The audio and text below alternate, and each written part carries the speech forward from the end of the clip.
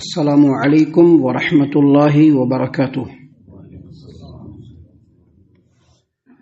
اعوذ باللہ السمیع العلیم من الشیطان الرجیم من ہمزہ ونفخہ ونفثہ۔ بسم اللہ الرحمن الرحیم۔ الحمد للہ الذی انزل علی عبدہ الکتاب ولم یجعل لہ عوجا قیما لینذر بأسا شدیدا من لدنه ويبشر المؤمنين الذين يعملون الصالحات أن لهم أجرا حسنا ماكثين فيه أبدا وينذر الذين قالوا اتخذ الله ولدا ما لهم به من علم ولا لآبائهم كبرت كلمة تخرج من أفواههم إن يقولون إلا كذبا۔ محترم سامعین اکرام، درس قرآن کی یہ مجلس اور اس میں ترتیب کے ساتھ قرآن کریم کی صورتوں اور آیتوں کو آپ کے سامنے مسلسل پیش کیا جا رہا ہے۔ ان صورتوں اور ان آیتوں کا ترجمہ اور اس کی تفسیر بھی لگاتار اللہ کے توفیق سے آپ کے سامنے پیش کی جا رہی ہے۔ الحمدللہ اس سے پہلے سورہ بنی اسرائیل تفسیر اور ترجمہ دونوں مکمل ہوا، فللہ الحمد والمنہ۔ اب الحمدللہ سورۃ الکہف کا آغاز ہو رہا ہے محض اللہ کی توفیق سے۔ سامعین کرام، سورۃ الکہف قرآن کریم میں اس سورت کا جو آرڈر اور نمبر ہے وہ مصحف کے اندر 18 نمبر کی سورت کریمہ ہے، 18 نمبر کی، اور یہ سورت مکی سورتوں میں سے ایک سورت ہے۔ اور جیسا کہ اس سے پہلے ہم نے آپ کے سامنے مکی اور مدنی سورتوں کا فرق بتلایا کہ جو سب سے صحیح اور سب سے راجح جو فرق ہے مکی اور مدنی صورتوں میں وہ یہ کہ جن صورتوں کو، جن آیتوں کو اللہ تبارک و تعالیٰ نے اپنے پیارے حبیب نبی کریم صلی اللہ علیہ وسلم کے مکہ سے مدینہ ہجرت کرنے سے پہلے جب نبی صلی اللہ علیہ وسلم نے مکہ سے مدینہ ہجرت کیا، اس سے پہلے جتنی بھی صورتیں، جتنی بھی آیتیں نازل ہوئی ہیں وہ سب کے سب مکی صورتیں اور مکی آیتیں ہیں۔ اور جب نبی کریم صلی اللہ علیہ وسلم نے مکہ سے مدینہ ہجرت کر لیا اور اس کے بعد جو بھی صورتیں، جو بھی آیتیں نازل ہوئی وہ سب کے سب مدنی صورتیں اور مدنی آیتیں ہیں۔ تو یہ جو سورت کریمہ ہے سورۃ الکہف، یہ مکی صورتوں میں سے ایک صورت ہے، بہت اہم ترین صورت ہے۔ اس کے جو مضامین ہیں، اس کی جو باتیں ہیں، وہ انسانی زندگی کے لیے، انسانی ہدایت و رہنمائی کے لیے بہت اہم ترین، بلکہ میل کا پتھر ہے یہ صورت۔ اگر اس صورت کریمہ کو انسان غور و فکر کے ساتھ پڑھے، اس پر غور کرے، اس کے اندر جو باتیں ہیں اس کو سمجھنے کی کوشش کرے تو اس کی دنیا اور آخرت دونوں بدل سکتی ہے۔ سامعین کرام، یہ جو صورت کریمہ ہے اس کی کچھ فضیلتیں ہیں، جس میں سے پہلی فضیلت امام احمد نے اپنی مسند کے اندر برا بن عازب رضی اللہ عنہ سے روایت کیا کہ ایک آدمی سورۃ الکہف کی تلاوت کر رہے تھے، اور دوسری روایتوں کے اندر ایک رات کو تلاوت کر رہے تھے سورۃ الکہف، اور وہاں پر ایک جانور بھی بندھا ہوا تھا، تو سورۃ الکہف کی تلاوت سے جانور بدکنے لگا۔ انہوں نے تلاوت کو روکا اور اوپر کی طرف دیکھا تو اوپر بادلوں کا سائبان نظر آیا، جس میں سے روشنی، نور جھلک رہا تھا، اور وہ بادل جو ہے وہ سایہ کیے ہوا تھا۔ صبح میں اٹھنے کے بعد اس آدمی نے نبی کریم صلی اللہ علیہ وسلم کے پاس اس واقعے کا ذکر کیا، تو آپ صلی اللہ علیہ وسلم نے فرمایا تم تلاوت جاری رکھتے، کیونکہ یہ اللہ کی طرف سے سکینت نازل ہوئی تھی جو قرآن کریم کے لیے یا قرآن کریم کی تلاوت کے لیے نازل ہوئی تھی۔ سامعین کرام، اس حدیث کو امام بخاری رحمۃ اللہ علیہ نے صحیح البخاری کتاب المناقب اور امام مسلم رحمۃ اللہ علیہ نے اپنی صحیح مسلم کتاب صراط المسافرین و قصرہا کے اندر بھی روایت کیا ہے۔ اگر آپ کی یادداشت آپ کے ساتھ ہو، یا جن لوگوں نے اس سے پہلے اس طرح کی کوئی حدیث سنا ہو، تو ان کے ذہن میں یہ بات آئے گی کہ بالکل اسی طرح کی بات سورۃ البقرہ کے تعلق سے بھی ہے۔ تو سب سے پہلے میں آپ کو بتلا دیں کہ یہ جو پڑھنے والے آدمی یہ اسید بن حضیر رضی اللہ عنہ، اور سورۃ البقرہ کا بھی ذکر ہے حدیث کے اندر اور سورۃ الکہف کا بھی ذکر ہے، لہذا جن لوگوں نے سورۃ الکہف کی فضیلت کو بیان کیا ہے اور جن لوگوں نے اس حدیث کی شرح کی ہے، انہوں نے کہا ہے کہ یہ دو واقعہ ہے۔ ایک مرتبہ اسید بن حضیر رضی اللہ عنہ سورۃ البقرہ کی تلاوت کر رہے تھے، اور ایک مرتبہ اسید بن حضیر رضی اللہ عنہ سورۃ الکہف کی تلاوت کر رہے تھے۔ اس لیے اللہ تبارک و تعالیٰ کے رسول صلی اللہ علیہ وسلم نے فرمایا کہ وہ جو بادلوں کا سائبان جو بن کر کے نازل ہوا تھا، جس کے اندر روشنی اور نور تھی اور جو سایہ کیا ہوا تھا، یہ جو سکینت تھی، یہ اللہ تبارک و تعالیٰ نے قرآن کریم کے لیے یا قرآن کریم کی تلاوت کے لیے نازل کیا تھا۔ لہٰذا یہ پورا کا پورا قرآن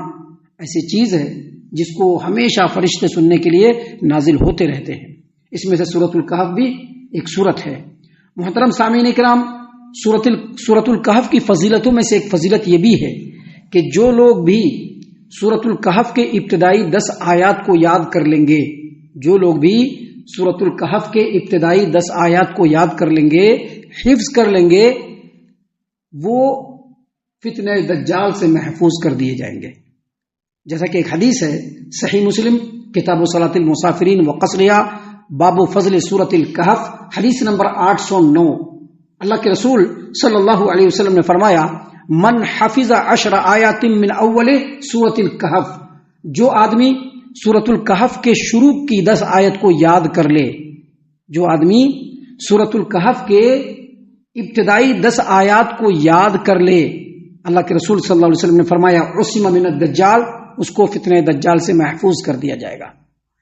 سامعین کرام، اسی طرح کی ایک اور حدیث ہے جس کو ہم آپ کے سامنے صرف بیان کے لیے اور وضاحت کے لیے پیش کر رہے ہیں کہ جامع ترمذی کے اندر ہے کہ جو لوگ سورہ کہف کی ابتدائی 3 آیتوں کو پڑھیں گے وہ فتنہ دجال سے محفوظ رہیں گے، لیکن جو لوگ حدیث کے ماہرین ہیں، جن لوگوں کو ماہرین حدیث، ماہرین جرح و تعدیل کہا جاتا ہے، انہوں نے کہا کہ جامع ترمذی میں جو 3 آیتوں کا ذکر ہے یہ اصل میں ثقہ راویوں کی مخالفت ہے، لہذا یہ قبول نہیں کیا جائے گا۔ جو اصل مسئلہ ہے وہ یہ کہ جو لوگ بھی سورہ کہف کے ابتدائی 10 آیات کو یاد کر لیں وہ دجال کے فتنے سے محفوظ ہو جائیں گے۔ سامعین کرام، یہ جو پورے کے پورے سورۃ الکہف ہے، سورۃ الکہف، اس کی فضیلت میں ایک حدیث ہے جس کو امام حاکم رحمۃ اللہ علیہ نے اپنی المستدرک علی الصحیحین کے اندر ابو سعید رضی اللہ عنہ سے روایت کیا۔ نبی کریم صلی اللہ علیہ وسلم نے فرمایا کہ جو آدمی جمعہ کے دن سورۃ الکہف کی تلاوت کرے گا، اب آج جمعہ آیا، پھر اس کے بعد دوسرا جمعہ آئے گا، تو جو آدمی جمعہ کے دن سورۃ الکہف کی تلاوت کرے گا تو اس جمعہ سے لے کر کے اس جمعہ کے بیچ کا جو وقفہ ہے اس میں اس کے لیے یہ سورۃ الکہف نور کا باعث بنے گا۔ اسی طرح سے ایک اور حدیث ہے جس کو حافظ بیہقی رحمۃ اللہ علیہ نے اپنی سنن البیہقی کے اندر امام حاکم سے اور پھر اپنی سند سے روایت کیا کہ جو آدمی سورۃ الکہف اس طرح سے پڑھے جس طرح سے سورۃ الکہف کو نازل کیا گیا ہے تو یہ سورۃ الکہف اس کے لیے قیامت کے دن نور کا باعث بنے گی۔ تو یہ سورۃ الکہف کی فضیلت ہے جو ہم نے آپ کے سامنے پیش کیا ہے۔ سامعین کرام، ابھی ہم نے آپ کے سامنے سورۃ الکہف سے آیت نمبر 1 سے لے کر کے آیت نمبر 5 تک تلاوت کی ہے۔ دیکھیے اللہ تبارک و تعالیٰ نے فرمایا، الحمدللہ الذی انزل علی عبدہ الکتاب ولم یجعل لہ عوجا، تمام کی تمام تعریف اس اللہ رب العالمین کے لیے ہے جس نے اپنے بندے پر ایسی کتاب نازل فرمائی جس کے اندر کوئی کجی نہیں ہے، بالکل کلیئر کتاب ہے، بالکل واضح کتاب ہے، سارے احکام بالکل واضح ہیں، کلیئر ہے، کسی طرح کی کوئی کمی نہیں ہے، کسی طرح کی کوئی بیشی نہیں ہے، بالکل واضح اور معتدل اور مستقیم کتاب جس کے اندر کجی نہیں ہے، اللہ تبارک و تعالیٰ نے یہاں پر نازل فرمائی۔ اللہ نے یہاں پر کہا کہ تمام تعریفیں اس اللہ تبارک و تعالیٰ کے لیے جس نے ایسی کتاب نازل کی اپنے بندے کے اوپر جس کتاب کے اندر کوئی کجی نہیں ہے۔ یاد رکھیے اللہ تبارک و تعالیٰ نے قرآن کریم میں سورتوں کو نازل فرمایا، سورتوں کے آغاز میں بھی اللہ تبارک و تعالیٰ نے اپنی تعریف فرمائی اور سورتوں کے ختم ہونے پر بھی اپنی تعریف فرمائی۔ اصل میں صحیح بات یہ ہے کہ اللہ تبارک و تعالیٰ کے علاوہ کوئی تعریف کے لائق نہیں ہے، اللہ تبارک و تعالیٰ کے علاوہ کوئی تعریف کے لائق نہیں ہے۔ ہر طرح کی تعریف کا سزاوار صرف اللہ تبارک و تعالیٰ ہے۔ دنیا اور آخرت میں اگر کسی کی تعریف ہے جو کوئی لائق ستائش ہے تو وہ صرف اللہ تبارک و تعالیٰ، اور خصوصاً اللہ تبارک و تعالیٰ نے جہاں سورتوں کے آغاز میں اپنی تعریف بیان کی وہیں پر اللہ تبارک و تعالیٰ نے جب محمد عربی صلی اللہ علیہ وسلم پر نازل ہونے والی کتاب قرآن کریم کا ذکر کیا تو وہاں پر اپنی تعریف ضرور بیان کی۔ کیوں؟ کیونکہ اللہ تبارک و تعالیٰ یقیناً تعریف کے لائق ہے کہ اس نے ایسی کتاب نازل فرمائی ہے جو کتاب لوگوں کے لیے ہدایت و رہنمائی کا ذریعہ ہے، جو مستقیم کتاب ہے، جس کے اندر کجی نہیں ہے، جو سیدھا رستہ دکھاتی ہے۔ ایسا رستہ جو بالکل روز روشن کی طرح سے آیا ہے، جو انسان کو کامیابی اور کامرانی کی راہ پر لے جانے والا ہے، ایسی کتاب اللہ تبارک و تعالیٰ نے نازل فرمائی جو انسان کو تاریکی سے نکال کر روشن شاہراہ پر گامزن کرنے والا ہے۔ اسی لیے اللہ نے فرمایا الحمدللہ الذی انزل علی عبدہ الکتاب ولم یجعل لہ عوجا، تمام تعریف اس اللہ تبارک و تعالیٰ کے لیے ہے جس نے اپنے بندے پر کتاب نازل کی جس کتاب میں کوئی کجی اور کوئی ٹیڑھاپن نہیں، قیما لینذر بأسا شدیدا من لدنہ، یہ کتاب سیدھا راستہ دکھانے والی ہے، یہ کتاب سیدھا راستہ دکھانے والی ہے۔ یہ ایسی کتاب ہے جس کے اندر افراط و تفریط بالکل نہیں ہے، بالکل سیدھی اور بالکل صاف ستھری اور سیدھا راستہ دکھانے والی کتاب ہے۔ اللہ نے آگے مزید فرمایا لینذر بأسا شدیدا من لدنہ، یہ کتاب جو سیدھا راستہ دکھانے والی ہے، لہذا اس کتاب سے ڈرائیں کس چیز سے؟ سخت عذاب سے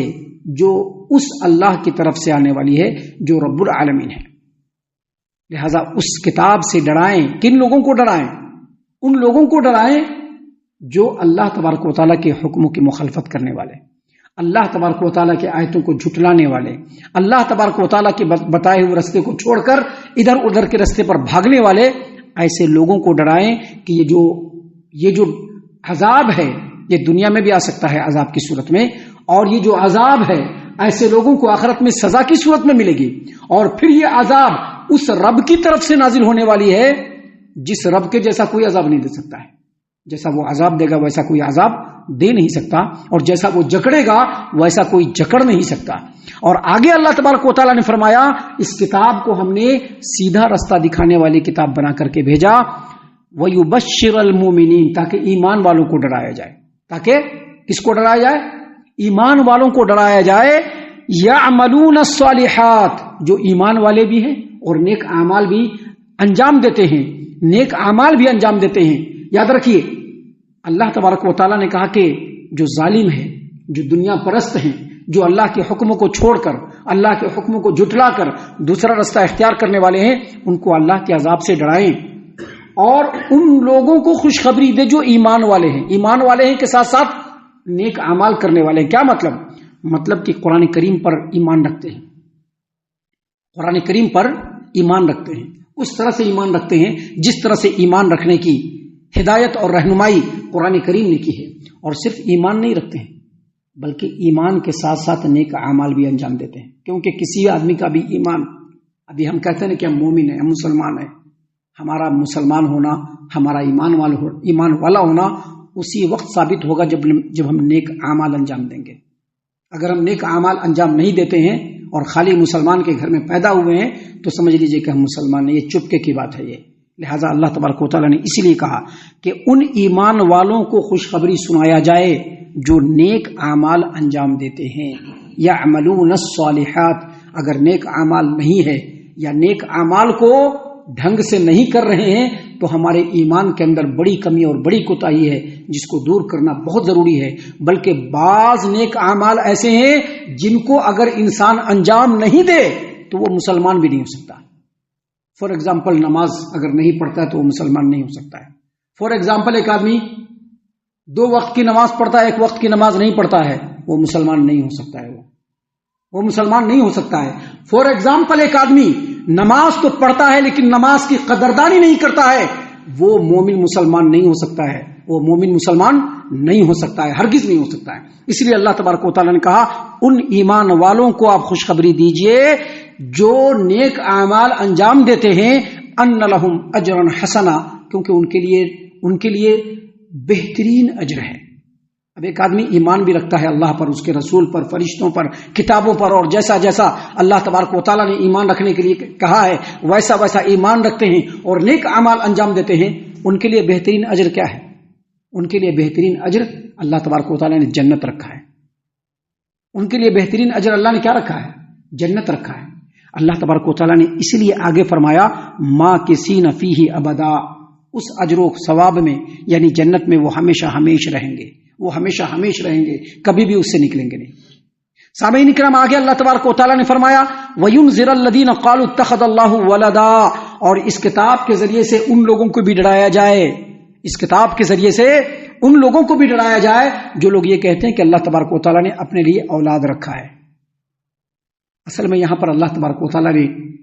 ان لوگوں کا ذکر کیا ہے جو اپنے آپ کو مشرکین مکہ کہا کرتے تھے یا مشرکین عرب کہا کرتے تھے۔ ان لوگوں کا کام کیا تھا؟ ان لوگوں کا کام یہ تھا کہ وہ لوگ کہتے تھے کہ ہم لوگ فرشتوں کی عبادت اس لیے کرتے ہیں کہ فرشتے اللہ تبارک و تعالیٰ کی بیٹیاں ہیں۔ ہم لوگ فرشتوں کی عبادت اس لیے کرتے ہیں کہ فرشتے اللہ تبارک و تعالیٰ کی بیٹیاں ہیں۔ مفسرین نے کہا ہے کہ اس سے مراد مشرکین عرب بھی ہیں اور اس سے مراد عیسائی لوگ بھی ہیں۔ عیسائی لوگ، یہ جو کرسچن ہیں نا، عیسائی لوگ، یہ لوگ انہوں نے اپنے عقیدے کا ایک لازمی جز بنایا ہے کہ سیدنا عیسیٰ علیہ السلام اللہ کے بیٹے ہیں، اس لیے ہم ان کی عبادت کرتے ہیں۔ اور اسی طرح سے یہاں پر جو اللہ نے فرمایا کہ ان لوگوں کو ڈرایا جائے جو کہتے ہیں کہ اللہ تبارک و تعالیٰ نے اولاد رکھا ہے، اس سے مراد یہودی لوگ بھی ہیں، کیونکہ یہودی لوگ کہتے ہیں کہ عزیر علیہ السلام اللہ کے بیٹا ہیں۔ ان تمام کو اللہ نے فرمایا کہ ان لوگوں کو ڈرایا جائے کہ جو تمہارا عقیدہ ہے وہ بہت گھٹیا اور بہت ہی خطرناک ہے۔ اللہ نے کہا ما لہم بہ من علم، ان کو اس کا علم نہیں ہے، ولا لآبائہم، اور ان کے آباء و اجداد کو بھی اس کا علم نہیں تھا، کیونکہ اللہ تبارک و تعالیٰ ہر عیب سے پاک ہے، اس کا کوئی ہمسر نہیں، اس کی بیوی، اس کے اولاد نہیں، ہر اس طرح کے عیب سے اللہ پاک ہے۔ یہ ہر آسمانی کتاب کے اندر آپ کو ملے گا، لیکن کسی بھی آسمانی کتاب کے اندر آپ کو یہ سورس ہرگز نہیں ملے گا کہ اللہ تبارک و تعالیٰ کے اولاد ہیں۔ لہٰذا اللہ نے فرمایا کہ ان لوگوں کے پاس بھی کوئی علم نہیں، ان کے آباء و اجداد کے پاس بھی کوئی علم نہیں۔ اور آگے اللہ نے کہا کبرت کلمۃ تخرج من افواہہم، بہت ہی خطرناک بات ہے جو ان کے منہوں سے نکل رہی ہے۔ ان یقولون الا کذبا، اور انہوں نے صرف جھوٹ کہا۔ یاد رکھیے جو عقیدہ ہے کہ اللہ تبارک و تعالیٰ کے اولاد ہیں، یہ بہت ہی خطرناک عقیدہ ہے اور بہت خطرناک بات ہے۔ اللہ تعالیٰ نے اسی قرآن کریم میں دوسرے مقام پر کہا ہے کہ اس بات سے آسمان پھٹ جائے، زمین پھٹ جائے، پہاڑ ریزہ روزہ ہو جائے، کیونکہ یہ بہت ہی برا عقیدہ ہے کہ کوئی یہ کہے کہ اللہ تبارک و تعالیٰ کی اولاد ہے۔ اس لیے اللہ تبارک و تعالیٰ نے فرمایا کبرت کلمۃ تخرج من افواہہم، بہت ہی خطرناک بات ان کے منہوں سے نکلتی ہے۔ ان یقولون الا کذبا، یہ بات صرف اور صرف جھوٹ ہے اور اس کے علاوہ کچھ نہیں۔ اللہ پاک ہے، اللہ ہر عیب سے پاک ہے، اس کا کوئی برابری کرنے والا نہیں، اس کا کوئی ہمسر نہیں، نہ اس کے بیوی ہے نہ اس کے اولاد ہے۔ ایسے تمام برے عقائد اور شرک سے اللہ تبارک و تعالیٰ بالکل پاک ہے۔ آگے ابھی سورۃ کریمہ میں اور بھی باتیں ہیں جو انشاءاللہ کل اور کل کے بعد کے درسوں میں ہم آپ کے سامنے پیش کرنے والے ہیں۔ ہم اللہ سے دعا کرتے ہیں کہ اللہ تعالیٰ ہم تمام کو صحیح علم، اللہ اور اس کے رسول صلی اللہ علیہ وسلم کی تعلیمات کی روشنی میں سیکھنے اور اس پر عمل کرنے کی توفیق عنایت فرمائے، آمین۔ اللہ تعالی ہم تمام کو صحیح معنوں میں پکا سچا مومن مسلمان بنائے، اللہ اور اس کے رسول صلی اللہ علیہ وسلم کی اطاعت و فرما برداری کرنے والا بنائے، صحابہ کرام رضی اللہ عنہم کے طریقے پر چلنے والا بنائے، جنت الفردوس میں جگہ عطا فرمائے۔ اے اللہ ہم تمام کو جہنم سے پناہ دے، اے رب العالمین ہم تمام کو جہنم سے پناہ دے، اے مالک الملک ہم تمام کو جہنم سے پناہ دے، آمین یا رب العالمین۔ وما علینا الا البلاغ المبین۔ الذي نزل الفرقان على عبده ليكون للعالمين نذيرا